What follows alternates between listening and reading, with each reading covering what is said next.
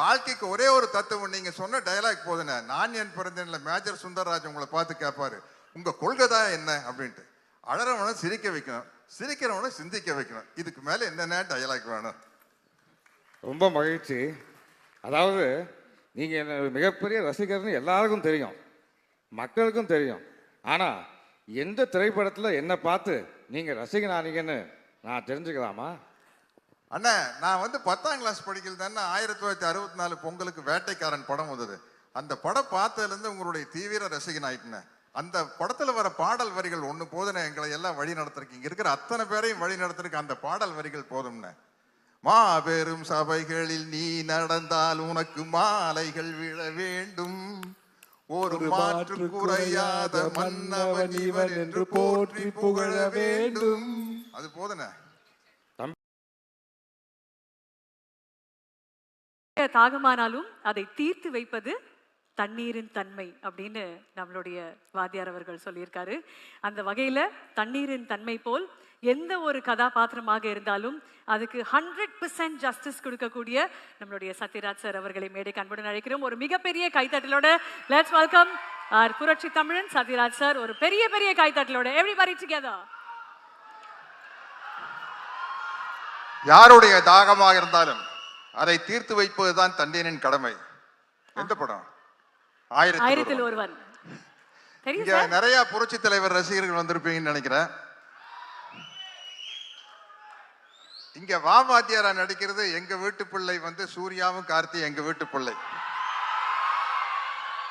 எங்க வீட்டு பிள்ளை வாத்தியாரா நடிக்கிறது எனக்கு ரொம்ப சந்தோஷம்.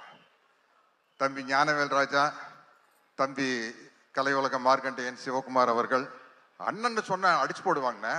நீங்க சின்ன பையன் மாதிரி இருக்கிறீங்க, உங்களை பேர் நான் எப்படி அண்ணன் சொல்றது? நலன் குமாரி சார் டைரக்டர், குமாரசாமி அவர்கள் டைரக்டர்.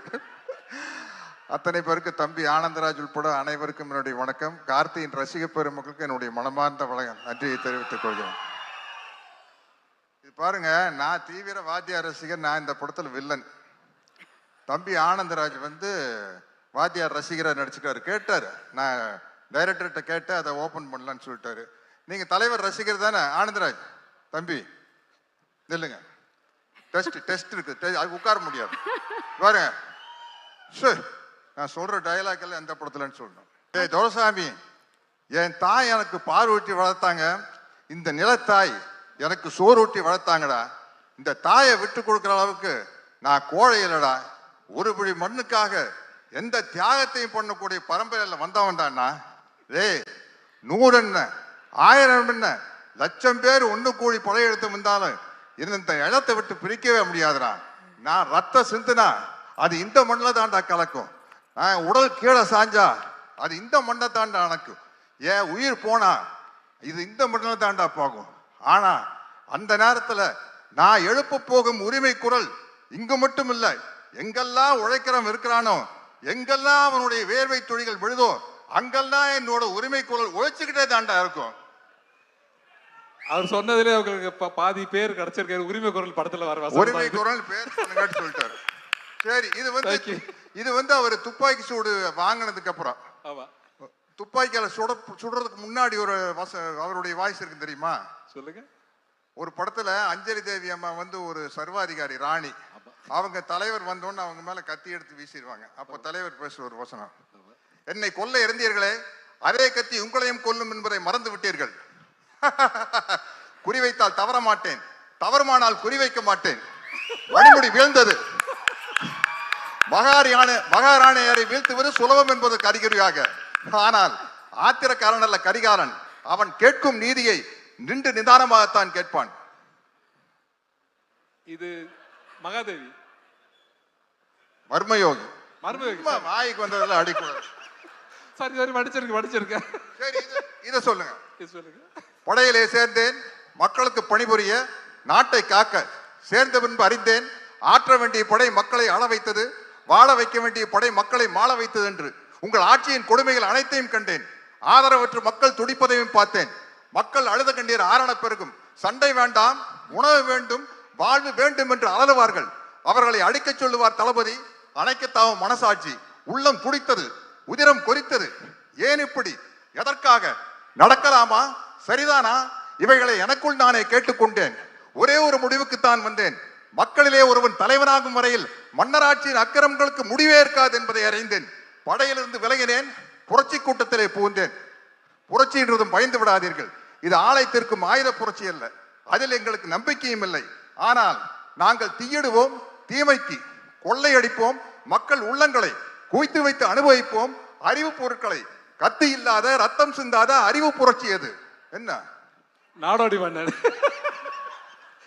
என்னை நம்பாமல் கெட்டவர்கள் நிறைய உண்டு, நம்பி கெட்டவர்கள் இதுவரை இல்லை. அது நாடோடி மன்னன். அது நாடோடி மன்னன் தான். சரி, மனோகர் சார் கேட்பார் வாத்தியார் பார்த்து, நிலைத்து நிற்கும் என் அதிகாரத்தின் ஆழம் புரியவில்லை உனக்கு. 1000 வருவார். உங்கள் அதிகாரம் என்ன சிலப்பதிகாரமா? என்றென்றும் நிலைத்திருப்பதற்கு. அது வந்து 1001 படத்தை சோசியல் டயலாக். சரிங்க. வீட்டுக்குறையில ஒட்டடை படிக்கணும்னு யாருமே ஆசைப்படுறதில்ல. அது தானா படியுது. வாழ்க்கையில வர துன்பங்களும் அப்படித்தான். அதை நாம தான் நம்ம மன உறுதியால போகணும். இது இதுல இருக்கு, நான் கேட்டு சொல்றேன். இருக்கு, என்ன கேட்டு சொல்றது? இல்ல இல்ல, சந்திரோதயம். ஓகே, பரவாயில்ல. For one moment சத்யராஜ் சாருக்காக ஒரு மிகப்பெரிய கைத்தட்டல் கொடுத்துடலாம். This is iconic sir. நீங்க மிகப்பெரிய வாத்தியார் ரசிகர்னு எங்களுக்கு தெரியும். ஆனா இவ்வளவு பெரிய வாத்தியார் ரசிகர் அப்படின்றது வேற லீக் சார். மன்னிக்கணும், நான் வந்து எம்ஜிஆர் ரசிகர் அவருன்னு சொல்லிட்டேன். அவர்கிட்ட இருந்து கர்லா கட்டையை வந்து வாங்கினவர் இவர் தான். ஆனா இந்த கர்லா கட்டையை கொடுத்தது என்கிட்ட தான். அவர் வந்து எப்படி ஒருத்தர் துப்பாக்கி கொடுத்துட்டு போனாரோ அதே போல இவர் கர்லா கட்டையை எடுத்து கொடுத்துருக்காரு. சார் அது இப்ப அவுட் ஆஃப் போர்ஷன் சார். அது கர்லாக்கட்டை வாங்கின கதை. நான் வாத்தியாரை பார்க்க தோட்டத்துக்கு போனேன். போனோன்னே உங்களுக்கு என்ன வேணும் அப்படின்னு கேட்டார்.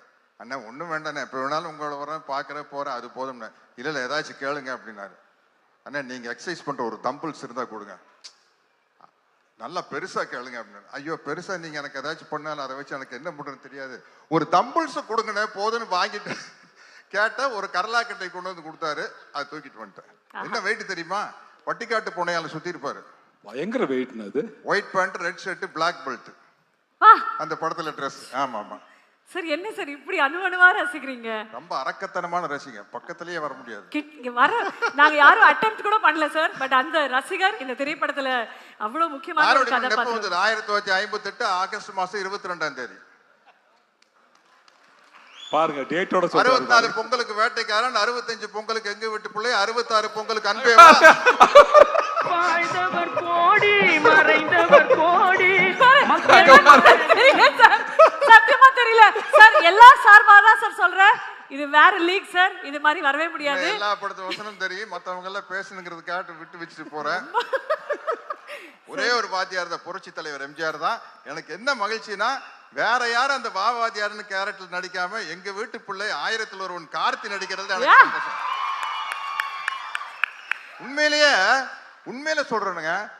ஏதோ கார்த்தியா இருந்தங்காட்டி நாங்கெல்லாம் விட்டு போனா போதும் 1000ல் ஒருவன் அப்படிங்கிற டைட்டிலுக்கு. வேற யாராச்சும் நடத்திருந்தாங்கன்னா குப்பு குப்பு குப்பு குப்புன்னு எரிஞ்சிருக்கு. இது நம்ம ஆளா போனங்காட்டி சரிப்பா நம்ம கார்த்தி தான்ப்பா 1000ல் ஒருவனை நடிச்சுட்டு போட்டுப்பா அப்படின்னு விட்டேன்.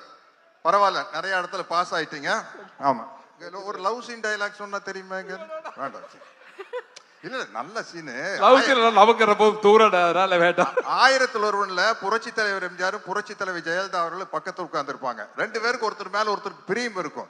பட் ஒரு லேடிஸ்க்கு ஒரு வெக்கம் இருக்கும்ல, கட்டி பிடிக்கலாம்னு ஆசை இருந்தாலும் வெக்கத்தோடு இருப்பாங்க. அப்ப அந்த அலை அடிச்சு போட் ஆடணும்னா ஜெயலலிதா மேடம் வந்து வாத்தியார் மேல விழுந்துருவாங்க. விழுந்தோன்னா பொல்லாத அலை அப்படிம்பாங்க. வாத்தியார் நம்மை புரிந்து கொண்ட அலை. அது வந்து திருமணம் ஆன பிறகு உள்ள பேசுற வசனம் அது. கப்பலுக்கு அடியில. ஓகே, மற்றவங்க எல்லாம் பேசணும். இத்துடன் எனது இல்ல ஐயா, வாத்தியார் மேல இவ்வளவு பிரியம் வச்சிருக்கீங்க நீங்க. இங்க ஒரு சில கேள்விகள் அவரும் கேட்கணும்னு ஆசைப்படுறேன். வாங்க வாங்க கண்ணு வாங்க. அங்க வரணுமா?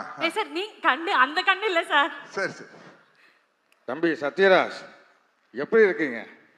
அண்ணா நல்லா இருக்குண்ணா, ரொம்ப நல்லா இருக்குண்ணா. உங்க ரசிகருங்க நல்லா தாங்கண்ணா இருப்பாங்க. ரொம்ப மகிழ்ச்சி. இந்த படத்துல தம்பி கார்த்தி என்ன மாதிரியே நடிச்சிருக்காரு. அதை பத்தி நீங்க தான் சொல்லணும். ஏன்னா நீங்க தான் என்னோட ரத்தத்தின் ரத்தம். சொல்லுங்க. அண்ணா கார்த்தி வந்து முதல் படத்திலேயே பல அவார்டை வாங்கிட்டாரு, பருத்தி வீரன் அப்படின்னு. தொடர்ந்துண்ணே அண்ணா வாத்தியார் அண்ணா தொடர்ந்து 5 படம் கண்டினியூஸா ஹிட் கொடுத்த முதல் ஹீரோ கார்த்தி தானே. அந்த சந்தோஷம் இருக்குண்ணே. இல்லாட்டின்னா உங்க கேரக்டர் எடுத்து நடிச்சு பண்றதுக்கு வந்து ஒரு பெரிய தைரியமான, எங்களை மாதிரி உங்களுடைய வெறித்தனமான ரசிகர்கள்லாம் கோச்சுக்கும் இல்லையா. பட் கார்த்தி வந்து ரொம்ப ஹோம்ஒர்க் பண்ணி என்கிட்ட நிறைய டவுட் கேட்டிருக்காரு, பஞ்சு டைலாக் எல்லாம் சொல்லி கொடுத்துருக்கிறேண்ணே. கண்டிப்பா உங்க பேரை தம்பி கார்த்தி அருமையா காப்பாத்துவார். அதனால தான் அவர் 1000ல் ஒருவன். அண்ணா வாழ்க்கைக்கு ஒரே ஒரு தத்துவம், நீங்க சொன்ன டயலாக் போதுண்ணே. நான் என் பிறந்தேன்ல மேஜர் சுந்தர்ராஜ் உங்களை பார்த்து கேட்பாரு, உங்க கொள்கை தான் என்ன அப்படின்ட்டு. அழறவனை சிரிக்க வைக்கணும், சிரிக்கிறவனை சிந்திக்க வைக்கணும். இதுக்கு மேல என்னென்ன டயலாக் வேணும்? ரொம்ப மகிழ்ச்சி. அதாவது நீங்கள் என்ன மிகப்பெரிய ரசிகர்னு எல்லாருக்கும் தெரியும், மக்களுக்கும் தெரியும். ஆனால் எந்த திரைப்படத்தில் என்னை பார்த்து நீங்கள் ரசிகனானீங்கன்னு நான் தெரிஞ்சுக்கலாமா? அண்ணா நான் வந்து 10ஆம் கிளாஸ் படிக்கல தானே 1964 பொங்கலுக்கு வேட்டைக்காரன் படம் வந்தது. அந்த படம் பார்த்ததுலேருந்து உங்களுடைய தீவிர ரசிகன் ஆயிட்டுனேன். அந்த படத்தில் வர பாடல் வரிகள் ஒன்று போதுண்ணே, எங்களை எல்லாம் வழி நடத்துறதுக்கு. இங்கே இருக்கிற அத்தனை பேரையும் வழி நடத்துறதுக்கு அந்த பாடல் வரிகள் போதும்ண்ணே. மாபெரும் சபைகளில் நீ நடந்தால் உனக்கு மாலைகள் விழ வேண்டும், ஒரு மாற்று குறையாத மன்னவன் இவன் என்று போற்றி புகழ வேண்டும். அது போதுண்ணே. தம்பி பாட்டையும் விட்டு வைக்கலையா நீ? அருமை. அப்புறம் நான் கொடுத்த அந்த கடலாக்கட்டையை இன்னும் பத்திரமா வச்சிருக்கியா? ஆமாண்ணா வச்சிருக்கேண்ணே. ஆனா என்னன்னா நீங்க கொடுத்தப்போ அந்த கடலாக்கட்டை எடுத்து எக்ஸசைஸ் பண்ணிட்டு இருந்தேண்ணே. இப்போ I am 71, அதனால கொஞ்சம் கேர்ஃபுல்லா அதை தூக்கி சுத்தணும்னா சைடு கழட்டுருச்சுன்னா வம்பா போயிடும். ஆனந்தராஜுக்கு வேட்டு வைக்கலான்னு கொடுத்தேன்னே, தம்பி தப்பிச்சிட்டாப்லன்னு நினைக்கிறேன். எடுத்து சுத்துனீங்களா படத்துல? சரி சரி, மிக்க நன்றி. ஓகே. கட்டப்பாவுக்கு கடலாக்கட்டை சுத்ததெல்லாம் ரொம்ப ஈஸி. கட்டப்பாக்கு கரலா கட்டை சுத்ததெல்லாம் ரொம்ப ஈஸி. என்னுடைய மனமார்ந்த வாழ்த்துக்கள் தம்பி. நீங்க மிகப்பெரிய உயரத்துக்கு வந்துகிட்டே இருக்கணும். என்னுடைய மனமார்ந்த வாழ்த்துக்கள். அண்ணா கட்டப்பா படத்துல எனக்கு கேரக்டருக்கு பேர் இருந்ததுக்கு ஒரு முக்கியமான காரணம் உங்க ரசிகரா இருந்ததுனால தானே. அதனால தானே சின்ன வயசுலயே 2 கையிலையும் சிலம்ப சுத்தி பழகிட்ட, கத்தி சண்டை எல்லாம் பழகிட்ட. அதனால தானே எனக்கு கட்டப்பாவை நடிக்கிறது ரொம்ப ஈஸியா இருந்தது. இந்த நேரத்துல உங்களுக்கு நான் நன்றியை சொல்லிக்கிறேன் கட்டப்பாவை நடிச்சதுக்கு. வாத்தியார தேங்க்யூ வாத்தியார. வாவ்.